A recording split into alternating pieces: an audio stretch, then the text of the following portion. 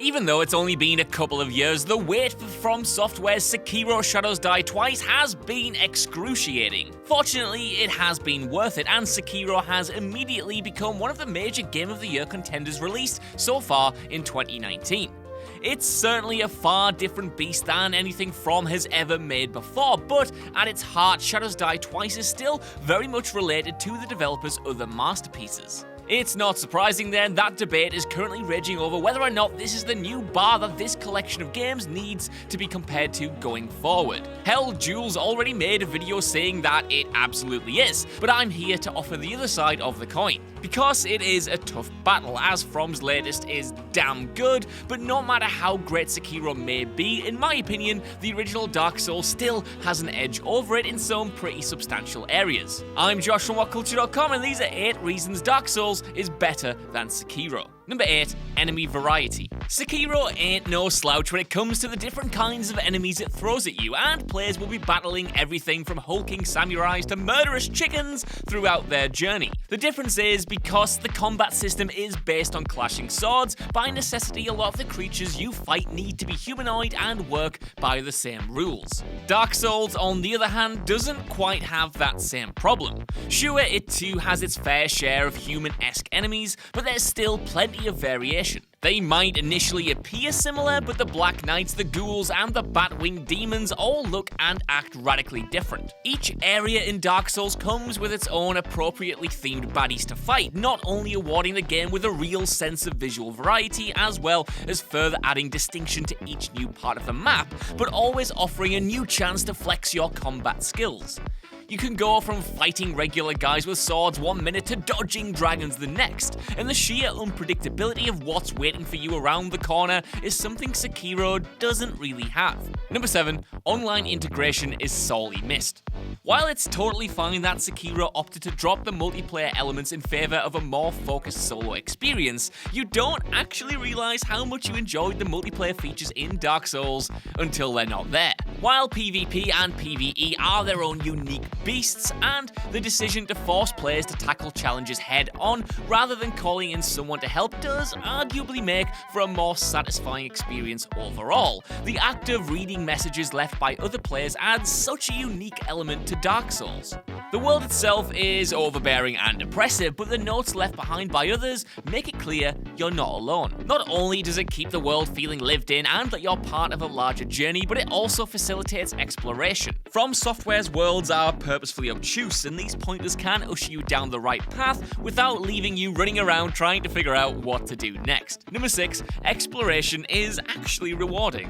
Sekiro's world is bold and beautiful and a total joy to explore, but sometimes venturing off the beaten path is more hassle than it's worth. Sure, you might bump into some enemies that net you a little bit more XP and sen, but there's no real drive to set off and seek out the glowing item in the distance because, more often than not, you'll be disappointed by the reward. All you're really going to get is crafting materials for your prosthetic limbs, some sugar, and useless pickups that you'll have plenty of anyway, like Ash. That's the Soot, not the Millman variety, by the way, although now that I think about it, they're both equally as useless.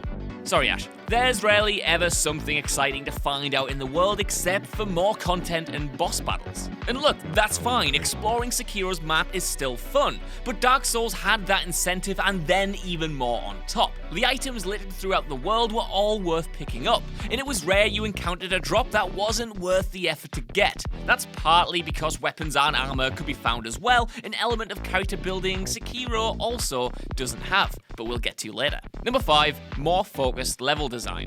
For this entry, I'm specifically talking about the actual layout of the levels and how the player navigates through them. Sekiro's are pretty impressive, more wide open than series veterans are used to, and taking full advantage of the newfound freedom of movement. They're still enjoyable, but the need to always have stealth elements as you're forced to encourage to spread out and use the space available to sneak up on enemies alongside the grapple hook ability means there isn't always a focused route through each area. There are, of course, some inspired layouts. for instance scaling the rooftops to reach Kuro's quarters or exploring underwater in the later game, but for the most part you'll be dealing with the same kind of vertical, spacious levels time after time. Dark Souls, on the other hand, is labyrinthian and purposeful, with every nook and cranny being specifically built around the player's limited movement, bar a couple of clearly unfinished areas in the final third, which, I hold my hands up to them, they aren't very good. Sekiro's levels are still fun, as I've said, but none come close to the meticulously paced challenge of Sen's Fortress, the terrifying descent into Blighttown, or even getting a handle on Anor Londo's architecture. Then, of course, there's the fact that Dark Souls' environment loops back into itself, creating one geographically cohesive world. It might not be fair to mark From's new game down for not having this, but a lot of Sekiro's levels feel like, levels. Once you go through them, you never have to think about them again. Apart from the Ashina Castle, which admittedly does change, but, that's an anomaly. Number 4, environments are more creative. This one is a little bit more subjective and probably will come down to what kind of world you prefer, but the environments in Dark Souls have way more variety when it comes to how they look and across the art direction in general. For instance, the rooftops of Undead Burg give way to the previously mentioned depths of Blighttown, which further descend into total hell with the demon ruins. No two areas in the game really look the same. You always feel like you're venturing to places where humans don't belong, going from areas that look vaguely familiar in their layout and architecture to Lovecraftian hellscapes that are gorgeous to simply stop and look at. Sekiro, on the other hand, while beautiful, has a lot of areas that look similar. Ashina and its surroundings are lovingly detailed and rooted in Japanese culture, but by taking a more realistic approach to the design, a lot of the map inevitably looks a little familiar. There are a few surprises like the illusory monkey world and the divine realm, but they're few and far between. Worse still, some environments are ripped straight out of FromSoftware's cheat book, with yet another poison pit and mystical forest showing up. It's still awesome, but lacks the variety that made Dark Souls' world resonate so deeply. Number 3, there are more surprises. Perhaps by virtue of its story being so weird and the fabric of the world being on the verge of completely coming undone, Dark Souls is full of left turns that you have no way of seeing coming. It offers so many mysteries to the player that, without a guide, there's no chance you'll be able to figure out everything by yourself. From the painted world to travelling back to the undead asylum, there was always some huge secret for you to uncover that offered new gameplay opportunities. Granted, Sekiro still has its fair share.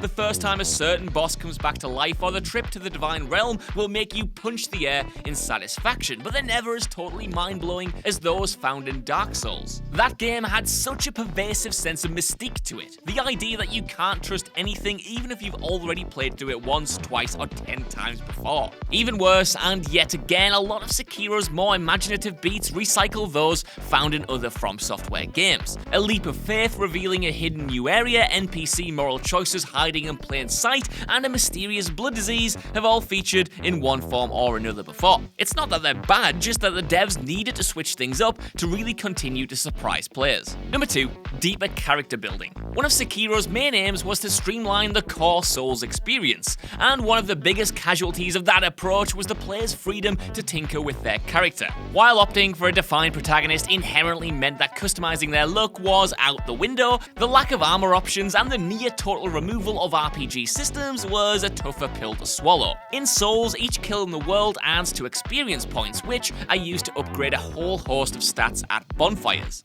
Contrarily, Sekiro only uses experience for specific traits and moves, and you're not at a huge disadvantage if you don't unlock all of them.